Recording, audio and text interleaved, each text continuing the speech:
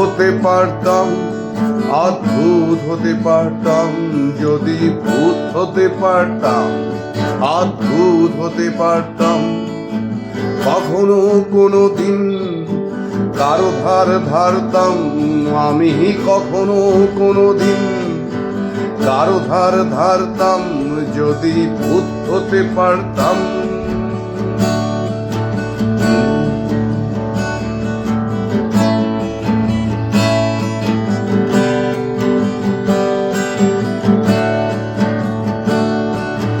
ভূতের বেগার খেটে তখন সময় যেত না, কাটা তারের বেড়ায় আমার নাগাল পেত না।